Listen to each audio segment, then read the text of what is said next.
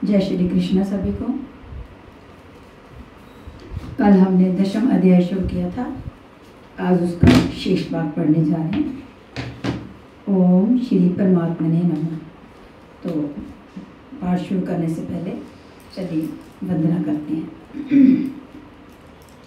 जय गुरुदेवा, जय गुरुदेवा, जय गुरुदेवा, जय गुरुदेव, जय गुरुदेवा, जय गुरुदेवा, जय गुरुदेवा, जय गुरुदेव, जय गुरुदेवा, जय गुरुदेवा, जय गुरुदेवा, जय गुरुदेव। तो कृष्ण जी कहते हैं कि घोड़ों में मैं अमृत से उत्पन्न होने वाला उच्च श्रवा नामक घोड़ा हूँ। दुनिया में हर वस्तु नाशवान है, आत्मा ही अजर अमर अमृत स्वरूप है। इस अमृत स्वरूप से जिसका संचार है वह घोड़ा मैं हूँ। घोड़ा गति का प्रतीक है। आत्म तत्व को ग्रहण करने मन जब उधर गति पकड़ता है घोड़ा है, ऐसी गति मैं हूँ। हाथियों में ऐरावत नामक हाथी मैं हूँ। मनुष्यों में राजा मुझको जान, वस्तुतः महापुरुष ही राजा है जिसके पास अभाव नहीं। आयुदाना मह व्रजन देनु नामस्मि काम दुकम प्रजन श्रास्मि कंधरया सर्पा नामस्मि वासुकी। शास्त्रों में मैं व्रज हूँ, गाँव में कामधेनु हूँ। कामधेनु कोई ऐसी गाय नहीं है जो दूध के स्थान पर मन चाह व्यंजन प्रस्तुति हो। ऋषियों में वृष्ट के पास कामधेनु थी। वस्तुतः गो इंद्रियों को कहते हैं। इंद्रियों का संयत होना इष्ट को वश में रखने वाले में पाया जाता है। जिसकी इंद्रियां ईश्वर के अनुरूप स्थिर हो जाती हैं उसके लिए उसी की इंद्रियां कामधेनु बन जाती हैं। फिर तो जो इच्छा करियो मन माही, हरि प्रसाद कछु दुर्लभ आही। ये पंक्ति रामचरितमानस से ली गई। उसके लिए कुछ भी दुर्लभ नहीं रहता। प्रजनन करने वालों में नींद स्थितियों को प्रकट करने वाला मैं हूँ। प्रजनन एक तो लड़का बाहर पैदा किया जाता है, चराचर में रात दिन पैदा ही होते हैं। चूहे चिंटी रात दिन करते हैं, ऐसा नहीं, बल्कि एक स्थिति से दूसरी स्थिति इस प्रकार वृत्तियों का परिवर्तन होता है। वह परिवर्तित स्वरूप मैं हूँ। सर्पों में मैं वासुकी हूँ। अनंत श्रास्मी नागाना वर्णो याद सामहम पितृनाम यमा चास्मी स यमा संयम मताम हम। नागों में मैं अनंत अर्थात शेषनाग हूँ, जैसे युग को सर्प नहीं है। गीता को समकालीन पुस्तक श्रीमद् भागवत में इसके रूप की चर्चा है कि इस पृथ्वी से 30,000 योजन की दूरी पर परमात्मा की वैष्णवी शक्ति है, जिसके सिर पर यह पृथ्वी सरसों के दाने की तरह बार रहित टिकी है। उस युग में योजन का पैमाना चाहे जो रहा हो, फिर भी ये पर्याप्त दूर है। वस्तुतः ये आकर्षण शक्ति का चित्रण है। वैज्ञानिकों ने जिसे इथर माना है, ग्रह उपग्रह सभी उस शक्ति के आधार पर टिके हैं। उस शून्य में ग्रहों को कोई भार भी नहीं है। वह शक्ति सर्प की कुंडली की तरह सभी ग्रहों को लपेटी है। यही है वह अनंत जिससे पृथ्वी धारण की जाती है। श्री कृष्ण कहते हैं ऐसी ईश्वरीय शक्ति मैं हूँ। चलचरों में जलचरों में उनका अधिपति वरुण हूँ तथा पितरों में अथर्मा हूँ, अजन्मा हूँ। अहिंसा, सत्य, अस्त्य, ब्रह्मचर्य, अपरिग्रह 5 यम है। इसके पालन में आने वाले विकारों को काटना अरा है। विकारों के शमन से पितृ अर्थात भूत संस्कार तृप्त होते हैं, निवृत्ति प्रदान कर देते हैं। शासन करने वालों में मैं यमराज हूँ अर्थात उपरयुक्त यमों का नियामक हूँ। प्रहाद श्रास्मी दैत्याना काला कल्यात्मा हम मृगाना च मृगेंद्रो हम वैनते यश परीक्षा पक्षिणाम। मैं दैत्यों में प्रहाद हूँ, पर प्लस आहार पर के लिए आहार प्रेमी प्रहाद है। आसुरी संपत्ति में रहते हुए ईश्वर के लिए आकर्षण विकलता आरंभ होती है, जिससे परम प्रभु का दिग्दर्शन होता है। ऐसा प्रेमोल्लास मैं हूँ। गिनती करने वालों में मैं समय हूँ। 1 2 3 4 ऐसी गिनती या क्षण घड़ी दिन पक्ष मास इत्यादि नहीं, बल्कि ईश्वर के चिंतन में लगा हुआ समय मैं हूँ। यहाँ तक कि जागत में सुमिरन को, सोबत में तप सल्ला बलाए, अनवरत चिंतन में समय मैं हूँ। पशुओं में मृगराज योगी भी मृग जंगल गमन करना था, योग रूपी जंगल में गमन करने वाला है। तथा पक्षियों में गरुड़ मैं हूँ। ज्ञान ही गरुड़ है। जब ईश्वरीय अनुभूति आने लगती है तब यही मन अपने आराध्य की सवारी बन जाता है, और जब यही मन संशय से युक्त होता है तब सर्प होता है, डसता रहता है, योनियों में फेंकता है। गरुड़ विष्णु की सवारी है जो सत्ता विश्व में अनुरूप से संचारित है। ज्ञान से युक्त मन उसे अपने में धारण करता है, उसका वाहक बनता है। श्री कृष्ण कहते हैं इष्ट को धारण करने वाला मन मैं हूँ। पवना पवनात्मस्मि रामा शस्त्र भूता में हम यशानम कृष्णास्मि स्रोत सामस्मि जाहवे। पवित्र करने वालों में मैं वायु हूँ, शस्त्रधारियों में राम हूँ। रमनते योगिना जस्मिन स रामा। योगी किस में रमन करते हैं? अनुभव में। ईश्वर इष्ट रूप में जो निर्देशन होता है, योगी उसमें रमन करते हैं। उस जागृति का नाम राम है और वह जागृति मैं हूँ। मछलियों में मगर तथा नदियों में गंगा मैं हूँ।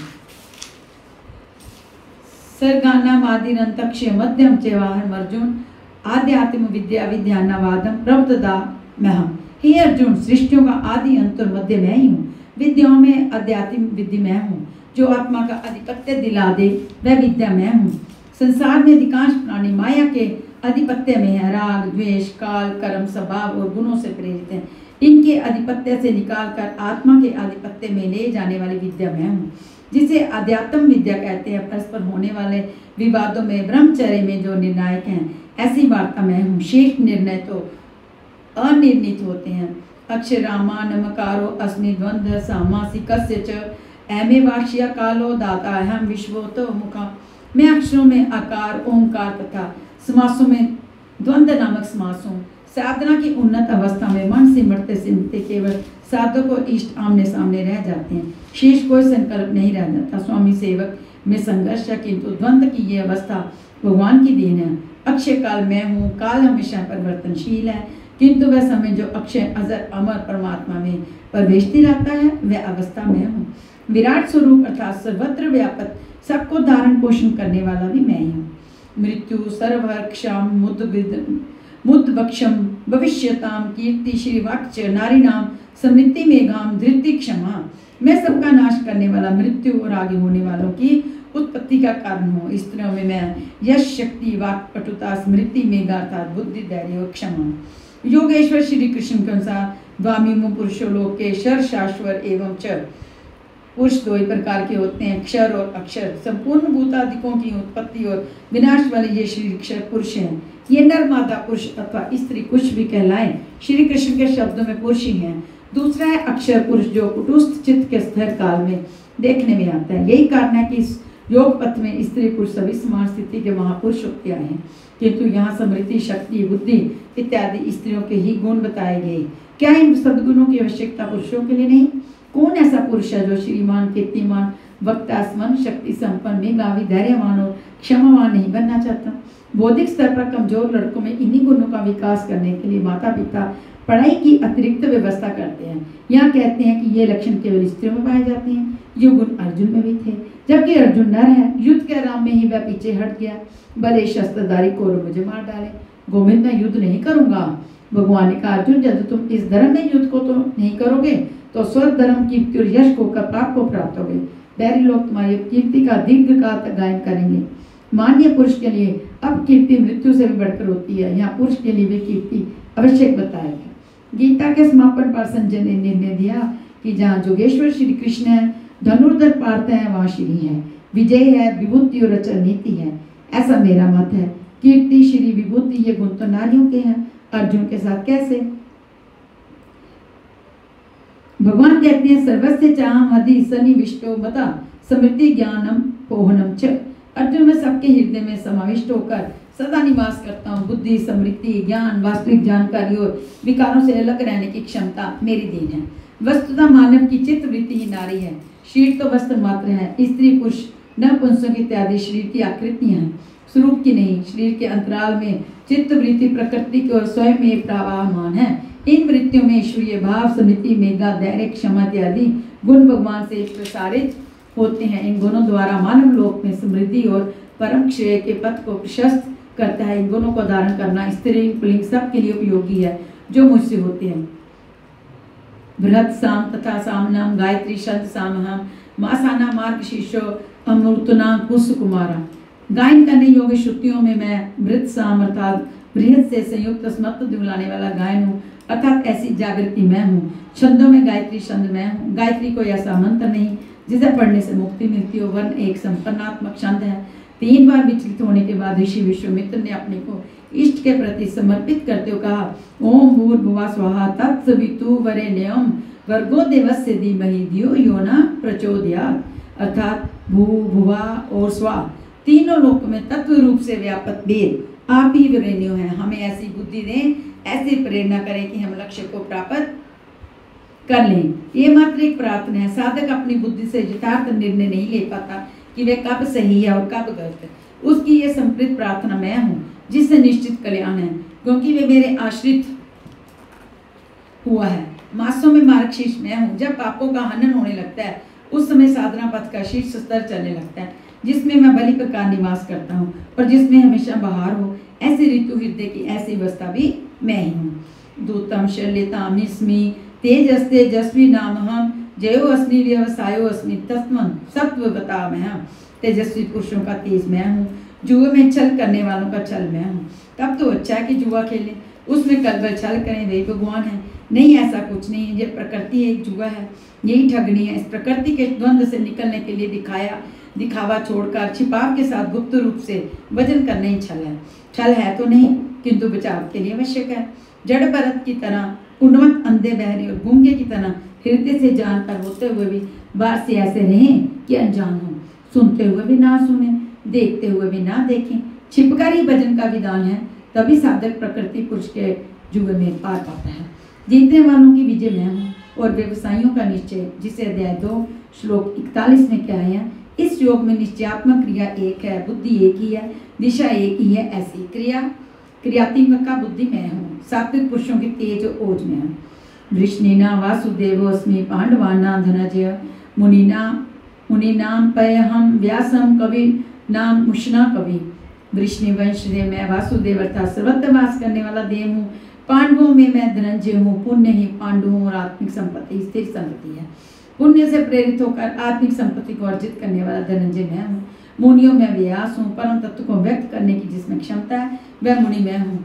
कवियों में उष्ण अर्थात उस परमात्मा में प्रवेश दिलाने वाला काव्यकार मैं हूँ। दंडो दम्यताम अस्मि नीति रश्मि जिगिष्टाम मौनम च वस्मि गुरुहाना ज्ञान बता मैं हम। दमन करने वालों में दमन की शक्ति में हूँ। वास्तविक दमन इंद्रियों का सह होता है और विजय मन पर होती है। जीतने की इच्छा वालों की नीति में अर्थात शांत एकांत में चिंतन इत्यादि की नीति का पालन मेरी नीति है। गुप्त भावों का रक्षक मौन मैं हूँ और ज्ञानवानों में साक्षात के साथ मिलने वाली जानकारी पूर्ण ज्ञान मैं हूँ। यच्चापि सर्वभूतानां बीजम तदहम अर्जुन न तदस्ति बिना जतस्यान्मया भूतम चराचरम। अर्जुन सब भूतों की उत्पत्ति का कारण भी मैं हूँ, क्योंकि चर और अचर ऐसा कोई भी भूत नहीं जो मुझसे रहित हो। मैं सर्वत्र व्यापक हूँ, सब मेरे ही उपस्थित हैं। नाम तो अस्ति मम दिव्याना विभूतिना परंतपा एष त्रिदेशता प्रोक्तो विभूते विस्तरो मया। परंतप अर्जुन मेरी दिव्य विभूतियों का अंत नहीं है। अपनी विभूतियों का विस्तार जो मैंने संक्षेप में कहा है वस्तुतः में अनंत है। इस अध्याय में कुछ ही विभूतियों का स्पष्टीकरण किया गया है, क्योंकि अगले ही अध्याय में अर्जुन इन सबको देखना चाहते हैं। प्रत्यक्ष दर्शन से ही विभूतियां समझ में आती हैं। विचारधारा समझने के लिए किसी से थोड़ा अर्थ दिया गया है। यद्यदि भूति मत्सवम श्री मधुजीर्तमेत्वा तत्वदेवावगच्छं त्वं मम तेजो अश्वसवम। जो भी ऐश्वर्य युक्त, कांति युक्त और शक्ति युक्त वस्तुएं हैं उनको तो मेरे तेज के एक अंश मात्र से उत्पन्न हुआ जा। अथवा बहुने तेन की ज्ञातेन तर्वाजुन विष्टव्याहि मदम कृत स्नेम कांशेनेम स्थितो जगत। अथवा अर्जुन इस बहुत जानने से तेरा क्या प्रयोजन है। मैं इस संपूर्ण जगत को एक अंश मात्र से धारण करके स्थित हूँ।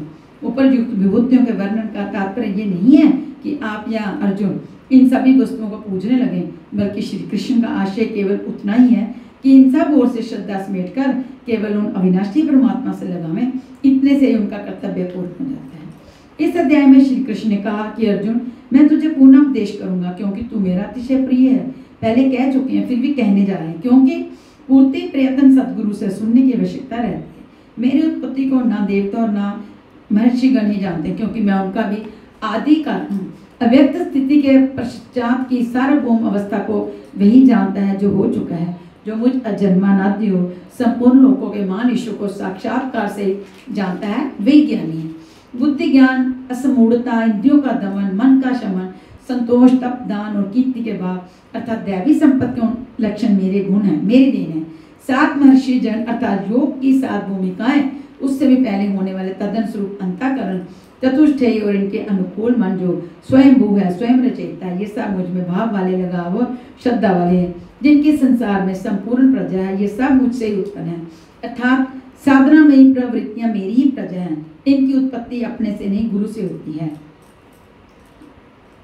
जो उपयुक्त मेरी विभूतियों को जान लेता है वह निस्संदेह मुझ में एकाकी भाव से प्रवेश करने योग्य है। अर्जुन, मैं ही सबकी उत्पत्ति का कारण हूँ, ऐसा जो श्रद्धा से जान लेते हैं वे अनन्य भाव से मेरा चिंतन करते हैं, निरंतर मुझ में मन, बुद्धि और प्राणों से लगने वाले होते हैं, आपस में मेरा गुण चिंतन और मुझ में रमण करते हैं। उस निरंतर मुझ में संयुक्त हुए पुरुषों को मैं योग में प्रवेश कराने वाली बुद्धि प्रदान करता हूँ, ये भी मेरी देन है। किस प्रकार बुद्धि योग देते हैं? तो अर्जुन, आत्म भावस्थ उनकी आत्मा में जागृत होकर खड़ा हो जाता हूँ और उनके हृदय में अज्ञान से उत्पन्न अंधकार को ज्ञान रूपी दीपक से नष्ट करता हूँ। अर्जुन ने प्रश्न किया, भगवान आप परम पवित्र, सनातन, दिव्य, अनादि और सर्वत्र व्यापक हैं, ऐसा महर्षिगण कहते हैं। तथा वर्तमान में देवी श्री नारद, देवर, व्यास और आप भी वही कहते हैं। ये सत्य भी है कि आपको ना देवता जानते और ना दानव, स्वयं आप इसे जनार्दन वही जान पाता है। आप भी अपनी विभूतियों को कहने समर्थ हैं। अतः जनार्दन, आप अपनी विभूतियों को विस्तार से कहिए। पूर्ति प्रयत्न इष्ट से सुनते रहने की उत्कंठा बनी रहनी चाहिए। आगे इष्ट के अंतराल में क्या है उसे साधक क्या जाने। इस पर योगेश्वर श्री कृष्ण ने एक एक करके अपनी प्रमुख विभूतियों का लक्षण संक्षेप में बताया, जिनमें से कुछ तो योग साधन में प्रवेश करने के साथ मिलने वाली अंतर्गत विभूतियों का चित्रण है और शेष कुछ समाज में रिद्धियों सिद्धियों के साथ पाई जाने वाली विभूतियों पर प्रकाश डाला। और अंत में उन्होंने बल देकर कहा, अर्जुन, बहुत कुछ जानने से तेरा क्या प्रयोजन है? इस संसार में जो कुछ भी तेज और ऐश्वर्य युक्त वस्तु है वे सब मेरे तेज के अंश मात्र से स्थित हैं। वस्तुतः मेरी अभूतियां अपार हैं। ऐसा कहते हुए योगेश्वर ने इस अध्याय का पटाक्षेप किया। इस अध्याय में श्री कृष्ण ने अपनी विभूतियों की मात्र भौतिक जानकारी दी, जिससे अर्जुन की श्रद्धा सब ओर से सिमट कर एक इष्ट में लग जाए। किंतु बंधुओं, सब कुछ सुन लेने और बात की खाल निकाल कर समझ लेने के बाद चलकर उसे जानना शेष ही रहता है। ये क्रियात्मक पथ है। संपूर्ण अध्याय में योगेश्वर की विभूतियों का ही वर्णन है। अतः तत्सिद्धि श्रीमद्भगवद गीता सोपनिषस्तु ब्रह्म विद्याया योग शास्त्रे श्री कृष्ण अर्जुन संवादे विभूति वर्णनम नाम 10वां अध्याय। इस प्रकार श्रीमद्भगवद गीता रूपी उपनिषद एवं ब्रह्म विद्या तथा योग शास्त्र विषयक श्री कृष्ण और अर्जुन के संवाद में विभूति वर्णन नामक 10वां अध्याय पूर्ण होता है। इति श्रीमद् परमहंस परमानंदस्य शिष्य स्वामी अड़गनानंद कृते श्रीमद्भगवद गीताय यथार्थ गीता माध्य विभूति वर्णनम नाम 10वां अध्याय। इस प्रकार श्रीमद् परमहंस परमानंद जी के शिष्य स्वामी अड़गनानंद कृत श्रीमद्भगवद गीता के भाष्य यथार्थ गीता में विभूति वर्णन नामक 10वां अध्याय पूर्ण होता है। हरिओम तत्सत।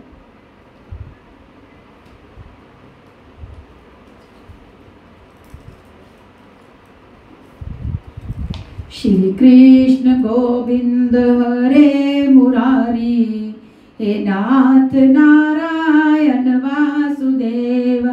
श्री कृष्ण गोविंद हरे मुरारी, हे नाथ नारायण वासुदेव। श्री कृष्ण गोविंद हरे मुरारी, हे नाथ नारायण वासुदेव।